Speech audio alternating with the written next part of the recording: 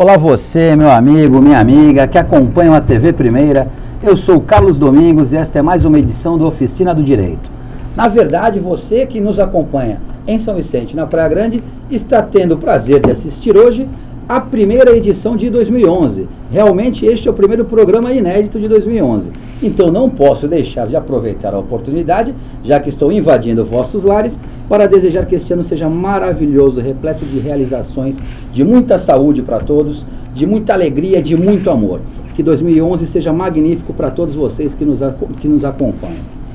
Hoje o nosso programa Oficina do Direito tem a honra de receber um convidado ilustríssimo, Dr. Teodoro Vicente Agostinho, meu amigo Tetel, que tem um currículo extenso, teve a honra de nos prestigiar descendo a serra, fez o sacrifício de descer a serra debaixo de um dia extremamente quente, com a beca de advogado, paletó e gravata, na nossa terra extremamente calorosa, São Vicente, somente para prestigiar aqui o Oficina do Direito. Isso nos deixa extremamente honrado, é um orgulho para o programa e para a TV Primeira poder receber uma pessoa de tamanho gabarito, tamanho conhecedor, gigantesco conhecedor do direito social, em especial do direito previdenciário, aqui no nosso programa na Oficina do Direito. Eu vou rapidamente, antes de passar a palavra ao Teodoro, ler o currículo dele, para que aí sim possamos começar aqui o nosso bate-bola. Só queria colocar que você em casa está sendo brindado, agora, com o primeiro programa de 2011, com uma participação especial de um grande conhecedor da matéria previdenciária,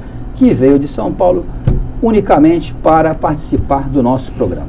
O Dr. Teodoro Vicente Agostinho, ele é advogado, mestre em Direito Previdenciário pela PUC, fez o mestrado lá com o mestre dos mestres, com o professor Wagner Balera, especialista em Direito Previdenciário pela Escola Paulista de Direito, professor universitário, coordenador de vários cursos de extensão e de pós-graduação em todo o país.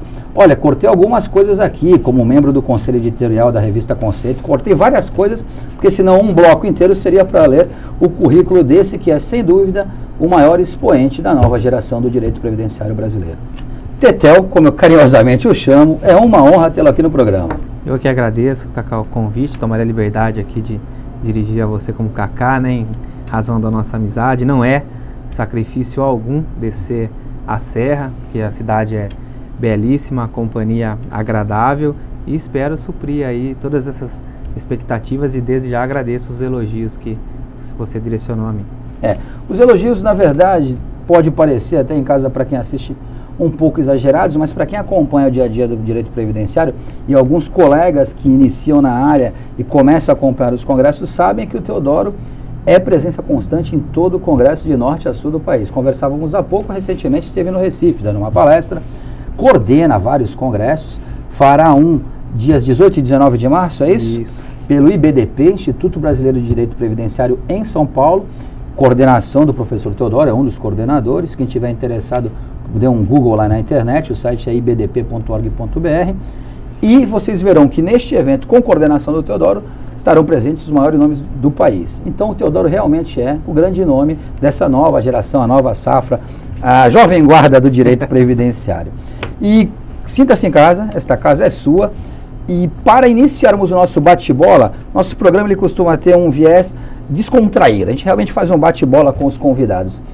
Vamos abordar algo que você realmente domina e tem falado muito sobre isso, que é os benefícios por incapacidade e o tal do NTEP. NTEP, para quem está em casa, só para introduzir aqui para o Teodoro, é o Nexo Técnico Epidemiológico. Nós já falamos aqui do palavrão que é o PPP, o Perfil Profissiográfico Previdenciário, talvez NTEP seja pior. E ninguém melhor do que o Teodoro para nos explicar o que quer dizer isso, Teodoro. Bom, na verdade, aqueles que nos ouvem aí, o que quer dizer o NTEP, né? Essa palavrinha, essa sigla, Nexo Técnico Epidemiológico. Então, antigamente, quando não se tinha ainda o NTEP, a correlação que se fazia entre aquela doença, entre aquela incapacidade criada no segurado, ou seja, que aparecia no segurado, a correlação que se fazia era o quê? O perito teria que estar analisando toda a documentação apresentada pelo segurado para avaliar o quê? Se existia um nexo entre aquela incapacidade e o exercício habitual dele no trabalho, no desenvolver do labor. Com a criação do NTEP, com a instituição do NTEP, nós temos o que então? Determinadas empresas, ramos de atividade aqui no CNAE, né, que é o Cadastro Nacional de Atividades. Então nós temos aqui o CNAE e dentro dessa lista do CNAE, se comparamos o que? No NETEP, aquela lista de doenças ou de incapacidades. E existindo o que? Uma correlação entre essa doença e essa atividade, se faz o nexo e automaticamente, entendam, automaticamente, se faz essa junção, dizendo, olha, então para esse ramo de atividade, essa é a incapacidade sim, e qual a consequência disso? Num auxílio doença acidentária, que traz uma grande repercussão para as empresas. Perfeito. Então, o pessoal em casa entender, Teodoro, até porque nós entraremos depois no debate do benefício acidentário e do benefício auxílio doença comum. Então, um exemplo, um bancário, que é o exemplo mais comum, né? Que apresente uma tendinite, automaticamente já sai do INSS com um benefício acidentário. Sim. Porque há esse cruzamento. Há o cruzamento entre a atividade que ele desenvolve no seu dia a dia, né, no seu trabalho, do seu dia a dia, com aquela incapacidade. No caso, é o que você citou aí. Um serralheiro ou um marceneiro com uma perda auditiva aguda já terá enquadramento automático. Sim. Já não tem mais aquela briga para comprovar que a doença decorre do exercício da profissão. Isso, justamente. A ideia do NETEP foi trazer essa facilidade. Né? Mais adiante, talvez perceberemos que não seja tão automático assim, que existem algumas falhas, mas a ideia principal, né, a essência principal é essa, justamente prevenir, ou seja, talvez, entre aspas, ajudar o segurado nesse enquadramento. Eu acabo de retornar da Boa Terra da Bahia, então vamos colocar mais pimenta nesse pirão? Vamos lá. A criação do NTEP, você aqui na sua exposição coloca que realmente ele pode vir, entre aspas, para ajudar o segurado no enquadramento e no reconhecimento do nexo causal. Será que essa realmente é a intenção do governo ou ela é mais arrecadatória? Então, na verdade, assim, o que eu acho, é óbvio que tem um cunho arrecadatório. Em tudo que você coloca uma regra geral, né, uma automaticidade, uma generalidade, eu acho um pouco arriscado, ainda mais quando nós falamos de incapacidade. Certo. Né? E aí nós estamos falando dentro dessa incapacidade, nós veremos aqui ao longo do programa, que também vai gerar arrecadação, vai gerar contribuição, podemos chamar até de uma contribuição, uma penalização e por aí vai. Bom, qual o grande problema desse enquadramento automático? É que na medida em que aquele segurado se submete a essa perícia, o perito ele não estará mais preocupado como outrora estava, ou seja, como antes estava, em analisar todo o seu histórico, ou seja, analisar todo o histórico do segurado. Então, note bem, esse segurado ele já pode ter uma enfermidade, ele já pode ter uma incapacidade em decorrência de um trabalho anterior ao qual ele está agora, e o empregador que hoje o emprega será penalizado, talvez, por uma falta de atenção do antigo empregador dele.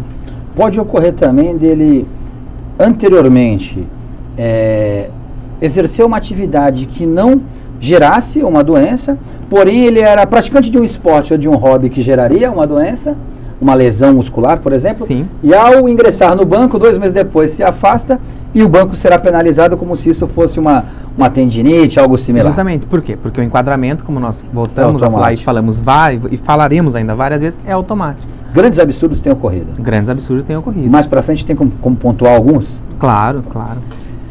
Porém, colocamos aqui já que veio, entre aspas, para ajudar o segurado nessa briga que ele travava com o INSS para o enquadramento como doença do trabalho ou acidente de trabalho. Também a voracidade arrecadatória do governo, de todo o governo. Será que o NETEP ou NTEP, eu já ouvi, você aborda como NETEP, eu já ouvi outros dizerem NTEP, eu mesmo prefiro nem me arriscar. Mas colocamos que o NETEP trouxe alguma melhoria para o segurado e para as empresas? Já é perceptível isso? E desde quando que ele está sendo utilizado? Tá, então o NETEP aí tem uma utilização, se não me falha a memória, acho que uns 4 anos para cá, um pouquinho menos. Talvez, eu não lembro agora com exatidão quando ele entrou em vigor. Melhorias eu acho que traz, Cacá, todo o aperfeiçoamento da legislação previdenciária. Você também, como um grande atuante nessa área, sabe muito bem disso. Ela é uma legislação totalmente camaleônica. Sim. Todo dia nós observamos novas orientações, novas portarias, ou mesmo novos projetos de lei. Então, se, e eu friso bem, se a ideia é melhorar como um todo, para alcançar o fim último, né, de bem-estar, eu acho que é válido. Agora, algumas situações aí escabrosas ainda ocorrem. Então não tem como afirmar, foi bom para a empresa, foi ruim para a empresa. Em determinadas situações é excelente, em outras nem tanto. Eu volto a repetir, o que eu não gosto é a automaticidade, é a generalização.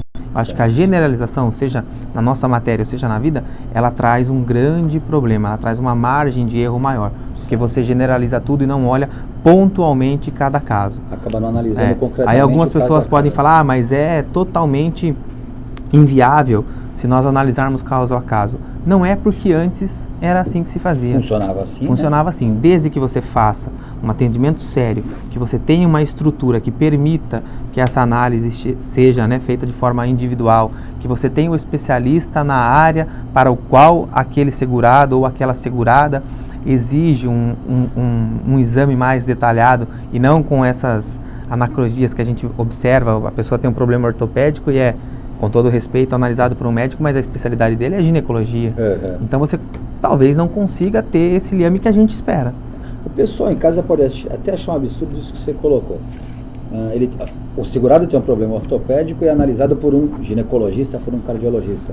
Isso é o normal, isso é o corriqueiro. É o corriqueiro. A exceção no INSS é o cidadão ser analisado por um especialista naquela enfermidade que ele possui. Sim. Né? Essa é a exceção. Essa é a exceção. E qual que é a consequência disso? Você, como um excelente, um grande atuante na área, acontece o quê? O judiciário, é o abarrotamento do judiciário. Porque lá, sim, você terá pelo menos um percentual maior, porque o advogado, nós enquanto advogados, pediremos isso, do que aquele segurado ou aquela segurada seja avaliado realmente por um especialista na área.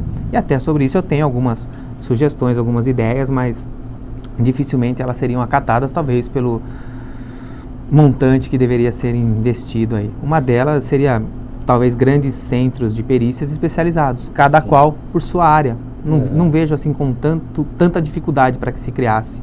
E isso eu acredito que até nessa questão aí de agendamento se tornaria muito mais fácil. Eu achei, não tinha ouvido essa ideia ainda, já endosso, achei uma ótima ideia. E vamos até apimentar, voltamos na tua ideia já, até para a gente explicar para o segurado, e eu vejo viabilidade sim, nessa sua colocação, parabéns pela ideia. Mas será que não chegou um momento em que o INSS, isso eu digo lá na fabricação, enquanto ainda era embrionária a ideia do Paulo Rogério, que é o pai da criança, né, do NITEP, de fabricar, de criar este instituto. Olha, o segurado está apanhando constantemente do INSS para provar que a doença dele é do trabalho. O segurado deixou de buscar a via judicial para tal prova porque financeiramente o benefício não faz diferença. Mais para frente você explica qual a diferença que existe, mas o valor pago pelo INSS ao peão que tem doença do trabalho ou ao segurado que tem doença comum é o mesmo. Pensou o Paulo Rogério, fala, olha, tá difícil o segurado conseguir comprovar. A estrutura de perícia da INSS é pífia, horrorosa. É ginecologista fazendo exame de ortopedia, a imensa maioria não tem especialização em medicina do trabalho, a imensa maioria dos peritos não tem.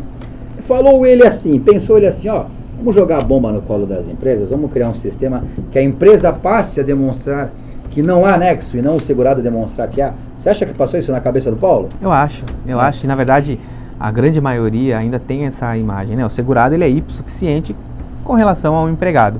Agora, pegamos grandes empresas de renomes, não vem ao caso citar, elas têm um programa totalmente específico e muito bem elaborado do quê? De prevenção. Então, será que eu não estou penalizando aquelas empresas? E aí até a gente brincava aqui, né, no intervalo de uma determinada palestra, e eu coloquei aquelas imagens. Eu não sou totalmente contra a essa exigência, né, a essa penalização de prevenção. Agora, volto a repetir, o que eu não gosto é a generalização. Então aí nós estamos punindo tanto os bons empregadores quanto os maus. E aí aquela velha frase, os bons pagam pelos maus. Então eu não acho a forma mais correta. Acredito sim que ele tenha pensado dessa forma. Vamos fazer aqui algo genérico e todo mundo vai estar nesse balaio de gato. Não creio que tenha sido... É uma inovação, né? Eu acho que é um caminho, é uma pedra fundamental, mas ainda padece de ajustes. E de muitos, né? Muitos. Nós brincamos em alguns congressos, o Dr. Teodoro ele tem uma atuação um pouco mais direcionada à área de custeio, à área empresarial, apesar de também dominar bem a parte de benefício. E eu e Pardal, que é o meu mestre, que está sempre aqui no programa, temos uma atuação mais em favor do segurado, do peão. Então a gente brinca, o advogado de empresa e o advogado do peão. Para nós, advogados do peão, tá lindo. A empresa que se dane, se vira para mostrar que não é do trabalho. Mas, enquanto estudiosos do direito, realmente entendemos que há muitas falhas nesse sistema todo, que o NETEP, ou NTEP, como prefiram, é só o início. O Dr. Teodoro vai mostrar aqui o que ele gera, o que é o tal do FAP, o que é o SAT e RAT. A intenção até poder ser boa do Paulo Rogério, mas que tem muita imprecisão na norma, tem. Mas para nós, Dr. Teodoro, advogados do segurado, azar da empresa. Eu sei que as empresas têm sofrido bastante, injustamente, têm sofrido bastante. Mas que é engraçado dar um pouquinho de risada. Não, é claro, mas aí, mesmo né, dessa forma que você vem colocando como advogado do segurado, advogado da empresa, mesmo para o segurado é ruim, porque o que isso causa? Uma banalização. Uma banalização. E qual é a consequência? Um amedrontamento por conta dos empregadores, né? Dos ditos empresários. Qual a consequência? A grande informalidade. Por quê? Sim. Porque fica mais difícil a inserção ao mercado de trabalho. Você vai ter um negócio próprio, você vai pensar nisso. Se você tem o teu escritório, você também vai ser empregador. Obviamente. Então, obviamente, você também vai pensar nisso, até porque o escritório também está passível de ser punido por isso. Sim. Certo? Então, esse é o X da questão. Então, será que realmente, né, voltando àquela pergunta inicial, será que isso realmente foi tão bom assim para o segurado e tão ruim assim para a empresa? É muito difícil a gente encontrar o equilíbrio, mas é o ideal. O ideal é nós encontrarmos algo que seja tão bom para o segurado, tão bom quanto para a empresa. De que forma para a empresa? As empresas que tomam todos os cuidados com prevenção ao ambiente de trabalho, que tratam o empregado, não o empregado na acepção da palavra, mas tratam como um ser humano que está ali prestando o seu serviço de maneira coerente e tratam ele de uma maneira humana, ela não pode ser penalizada por aquela outra que não assim faz. Né? E se você penalizar tanto, e qual que é a forma de penalizar no bolso, o que vai acontecer? O mercado de trabalho, naturalmente, ele restringe-se. Porque o empregador vai falar, mas eu vou ter problema. Sim. Eu vou ter problema. Não obstante nós termos toda uma carga já tributária e trabalhista envolvida na contratação do empregado, ele vai ter ainda mais isso? E utiliza esses subterfúgios que têm crescido muito, não em função da NTEP, mas pode ser que esteja colaborando um pouco, que é a demissão de algum grupo de funcionários, obrigando-os a criar firmas individuais e aí contratá-los como firmas individuais. Isso tem ocorrido, né, doutor? Muito. Por quê? Porque você quebra o vínculo. Sim. Você não vai ter o vínculo e fica livre de tudo que é tipo de SAT, uma outra etc. Consequência disso, imaginemos o seguinte, então existe essa questão do NETEP, existe essa comparação, que não é a comparação, mas só para ficar didaticamente mais fácil, uma comparação automática entre atividade e incapacidade. E aí eu direciono a pergunta para você, para te provocar. Que eu sei que vamos lá, assim que é bom. Você, enquanto empregador, você gostaria de contratar um jovem sadio, entre aspas, saudável, um atleta, 30 anos, ou um senhor experiente, tudo com 52 anos? Varia. Não, varia. Olhando... Sob esse risco, sob essa égide, o jovem égide. Atleta de 30 anos, indubitavelmente.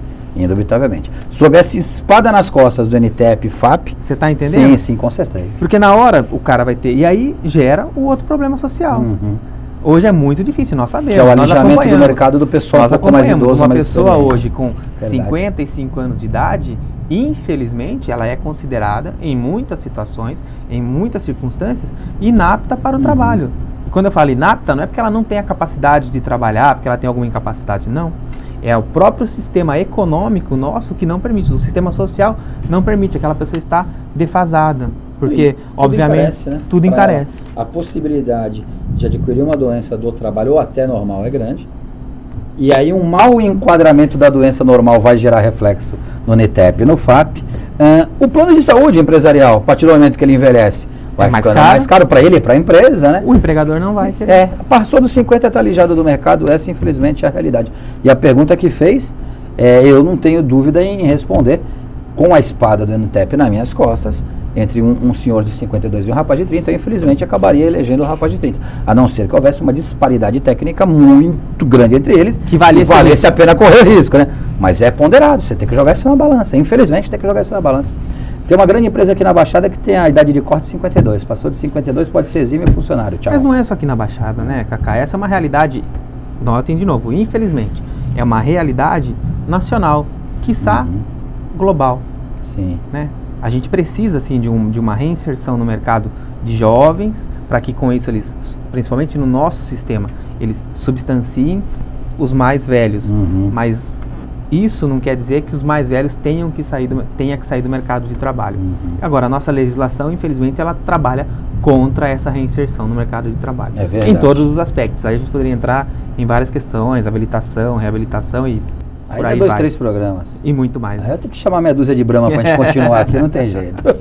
Doutor Teodoro, enquanto não se aparam as arestas, será que o enquadramento automático, o cidadão vai lá com uma hérnia de disco, motorista de ônibus, já sai com a cartinha de benefício acidentário? Isso tem ajudado os segurados? Primeira pergunta.